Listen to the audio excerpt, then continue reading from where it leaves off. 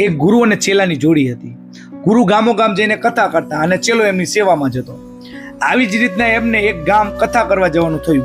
એ ગામની એકદમ આગળ નદી હતી અને ગામ સુધી પહોંચવા માટે હોડીમાં જવું પડતું. નદીના કિનારે એક નાવિક હંમેશા રહેતો, જે મુસાફરોને એક છેડાથી બીજા છેડાની મુસાફરી કરાવતો. ગુરુ અને ચેલો આ નાવિકની હોડીમાં બેઠા. જેવી હોડી થોડીક આગળ વધી, આ નાવિકને ગુરુએ પ્રશ્ન પૂછ્યો, નાવિક, તને રામાયણનું જ્ઞાન છે ખરું? નાવિકે કહ્યું, ના મહારાજ, મને તો આવું કશું જ જ્ઞાન નથી.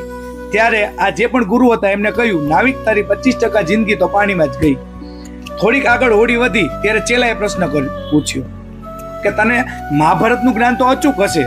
ત્યારે નાવિક ફરી બોલ્યો, ના મહારાજ, મને તો મહાભારતનું પણ જ્ઞાન નથી. ત્યારે આર્યો જે એનો ચેલો હતો એને કહ્યું, તો તારી 25 નહીં 50% જિંદગી પાણીમાં ગઈ. હવે કમનસીબે બન્યું એવું કે જેવી હોડી અધવચ્ચે અડધી નદીએ પહોંચી ત્યારે બંને તરફથી અંદર પાણી ભરાવા લાગ્યું. ધીમે ધીમે હોડી ડૂબવા લાગી. ત્યારે નાવિકે પ્રશ્ન પૂછ્યો ગુરુને અને ચેલાને, તમને રામાયણ અને મહાભારતનું જ્ઞાન છે, ખૂબ સરસ વસ્તુ છે, પણ તમને તરવાનું જ્ઞાન છે ખરું?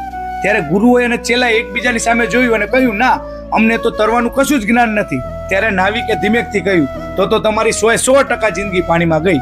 આ નાવિક નદીમાં કૂદી ગયો અને તરતો તરતો સામેના છેડે પહોંચી ગયો અને આ ગુરુ અને ચેલો હોડીની સાથે સાથે ત્યાં જ ડૂબીને મરી ગયા. આપણે પણ ઘણી વખતે આવી જ વસ્તુ કરીએ છીએ.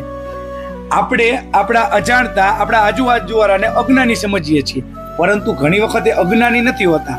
આપણું જ્ઞાન અને એમનું જ્ઞાન અલગ વસ્તુનું હોય છે, એટલે આપણને સામેવાળો વ્યક્તિ અજ્ઞાની લાગે છે.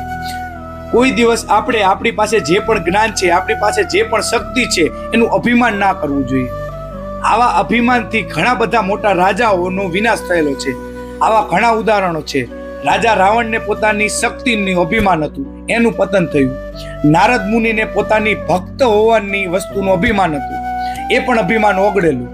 એક વખત રાજા દક્ષ પ્રજાપતિને એમને પણ અભિમાન આવેલું અને એમનું પણ અભિમાન ઓછું થયેલું. આપણી પાસે જે પણ વસ્તુ છે, જે પણ સંપત્તિ છે, જે પણ જ્ઞાન છે, એનું અભિમાન કોઈ દિવસ ના કરવું, કારણ કે રાજાને રંક બનાવવાના ખેલમાં ઉપરવાળો બહુ માહેર છે. ધન્યવાદ.